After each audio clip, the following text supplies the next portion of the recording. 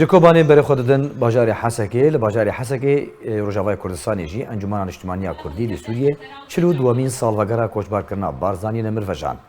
دو یکی اداره ببونه سالوگرا کوچبار کرنا بارزانی نمرو به باشداریا جماوره کی برفره جالی گرن انجمن اجتماعی کردی لی سوریه خلکن باجار حسکه خجاهیا انکسه چلو دوامین سالوگرا کوچبار کرنا بارزانی نمر وجان هروها چنگوتارک هاتن پیشکش کردن هجمارك چالاكي نتويجي خاتم دارخستن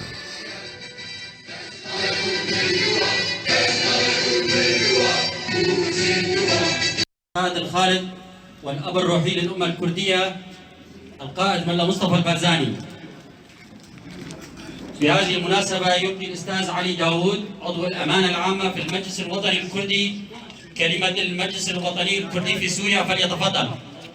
حضوركم لإحياء هذه الذكرى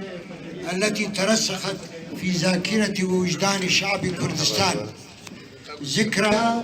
وكرسها في مدرسته الخالدة مدرسة الكرداية في النضال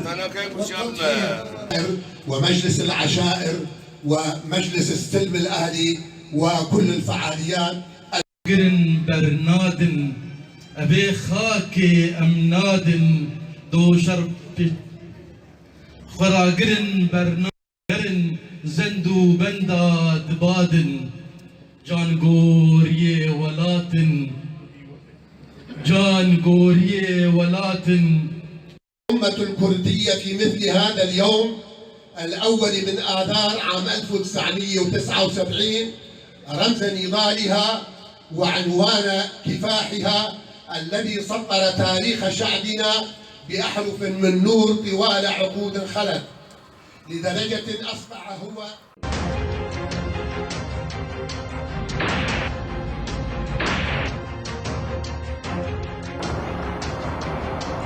دنجي كردستان عراقا